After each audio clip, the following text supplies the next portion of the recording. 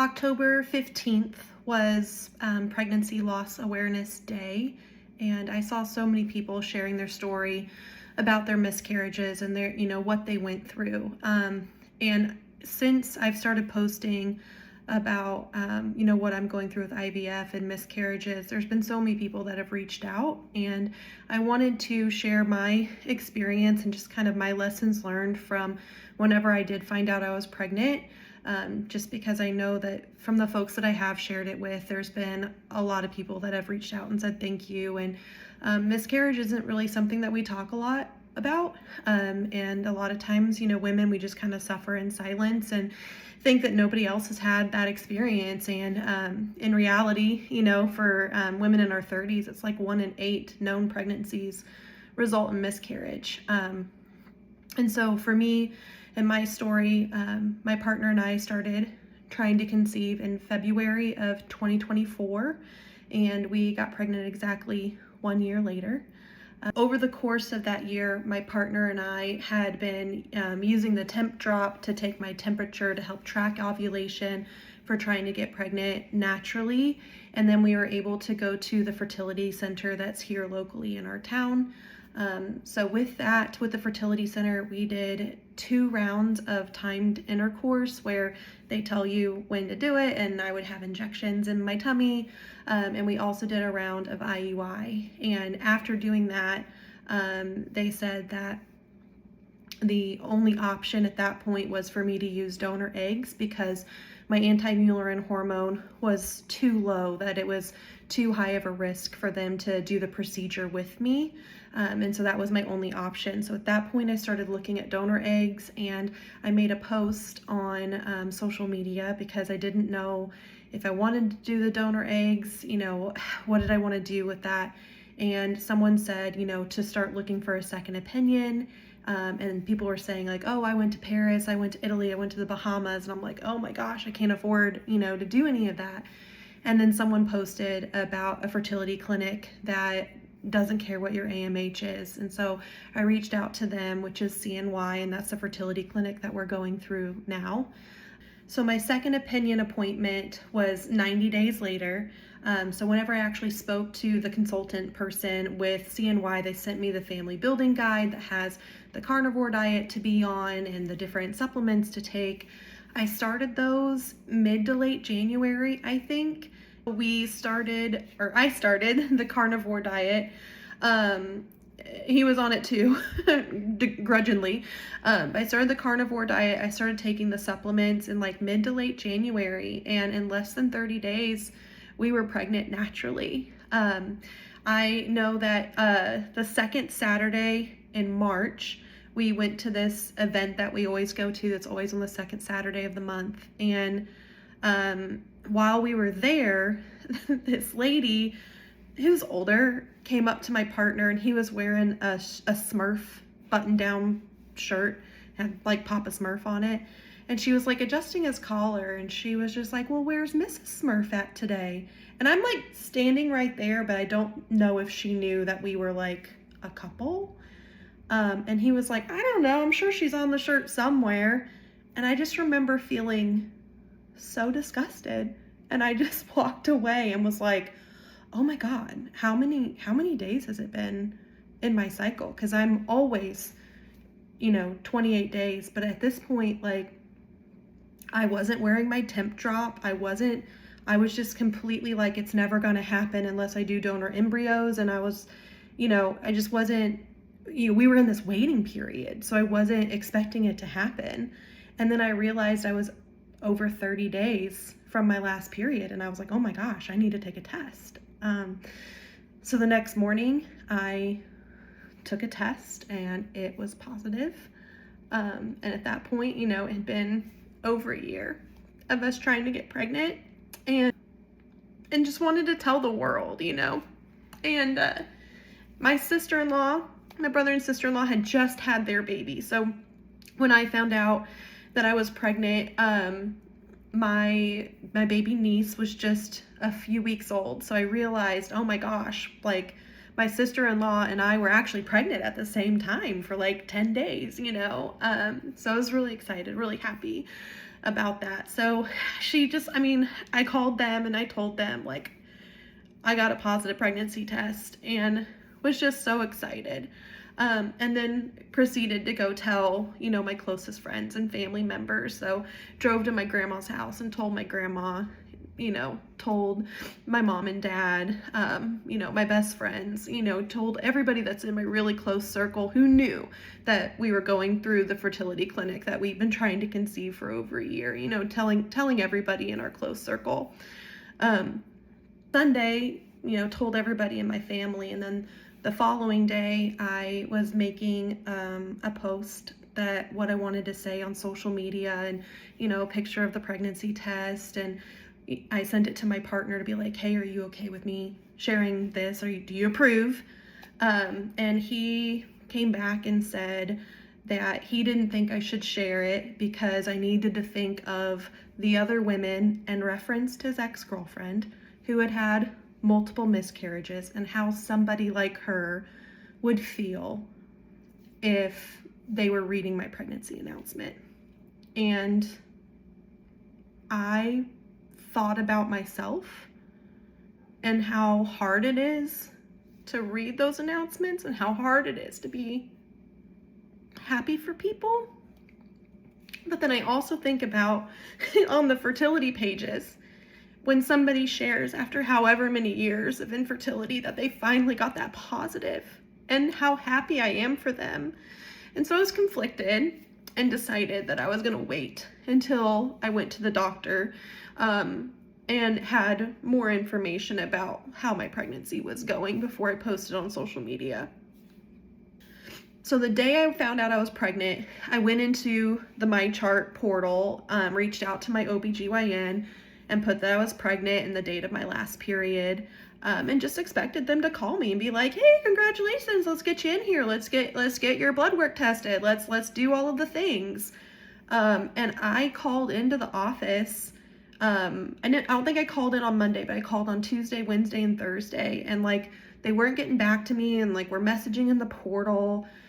And they ended up telling me that my OBGYN, that her schedule was too busy to take on a pregnancy to deliver in the month of November.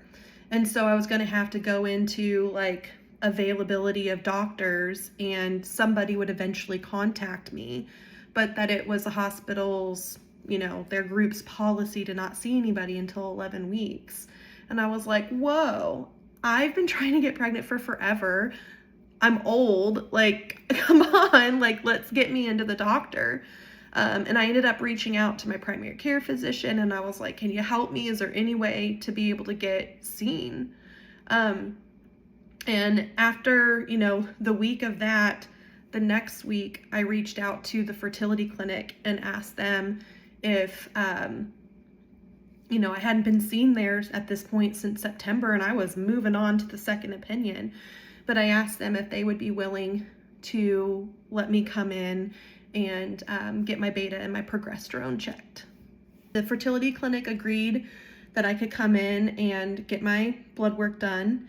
And whenever I came in on that day, the first day to get my betas checked, my beta was a 365. So at that point, the beta should have been closer to 1,000, maybe even 2,000. And I could just hear it in that lady's voice on the other end of the phone when she said, your beta is 365. How many weeks are you? And me telling her that at that point, I think I was 6 weeks along. And she was like, okay, well, what's important is that number doubles. So let's go ahead and get you to come back in a couple of days, and we'll see if that number doubles. So now I've got the whole weekend kind of worried. They did call me in some progesterone. So I've got this supplement that I'm taking, and then I'm going to come back in on Monday to get my beta tested. And then now it should be, double 365. So I go in on that Monday and get my beta tested. And at that point, my beta was a 663. And they said, I'm sorry, but at this point, your baby is not growing like it should. The pregnancy is not going to be viable. And we want you to come back in and do another round of blood work just for your own peace of mind, to to see that the number's not doubling as it should. So I came back for that final beta test, and for that last beta test, it was I think like a 1200, and at that point, it should have been way higher than that. And so they told me that I had a choice, that I could either go ahead and schedule a DNC, or I could wait and let my body do what it needed to do, and I would miscarry naturally. But if I didn't start to miscarry within 2 weeks, that I would need to schedule a DNC. And so I decided I wanted to wait the 2 weeks, because at that point I was going to be 11 weeks along, and my OBGYN had scheduled me an ultrasound. And I was just hoping that the pregnancy would make it to where I'd be able to get the ultrasound and be able to see my baby. And I'm so grateful that my pregnancy did last until that ultrasound. I was able to see, because I wanted to know like what went wrong, So my grandma went with me to my ultrasound appointment, and we were able to see the baby in there, and there was no yolk sac, and I don't know what causes it. I don't know what happened. I don't know if there's anything that could have been done with medical staff, to prevent what happened from happening, if it would have been caught earlier on, or if I would have progesterone from the beginning. I don't know. But I just prayed, I want to be able to see the ultrasound. I want to be able to see the baby in there. And it didn't have a heartbeat, wasn't moving or anything like that, was only measuring 6 weeks. So the next day, or that night really, is when I started to miscarry. So, I'm grateful that I was able to get that picture. And I only had a handful of pregnancy symptoms like during that time. One being like a hatred for my partner, hearing him snore at night, and just I was exhausted and couldn't sleep. We were driving home, a friend of mine, and he wanted to stop and get a snack, and we were talking in the car. My friend and I were sitting in the back seat. He was driving us, and he was like, "I'm gonna run into the gas station. Do y'all want anything?" And we're like, "No, we're good." And he goes into the gas station and he gets a can of Pringles, and it was some weird flavor that I've never tried before, never had before, anything like that. It was like Philly cheesesteak Pringles or something like that.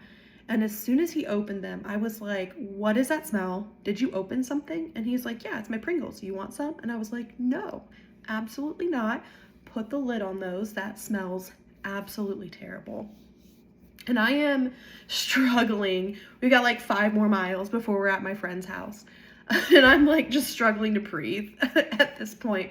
So we get to her house, she goes inside, and I get into the front seat, and I like have to open the door, and I'm like, I can't even be in this car right now. And we ended up driving the rest of the way home, which was like 20 minutes back home, with the window down, and I'm like hanging my head out the window, and he's just eating these chips like ain't no thing. And I'm like, those are the worst things I've ever smelled in my life.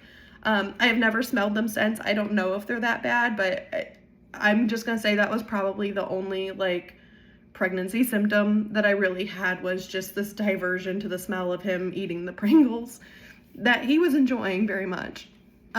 In total, I was, I think, technically 11 weeks pregnant when I miscarried.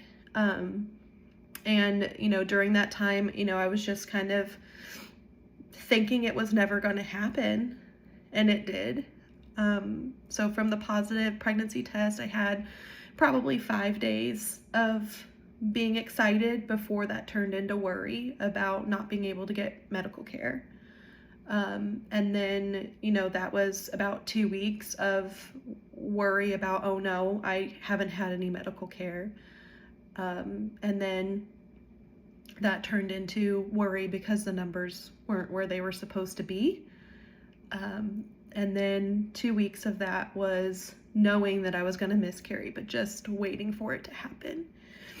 And all of that was really hard on me mentally.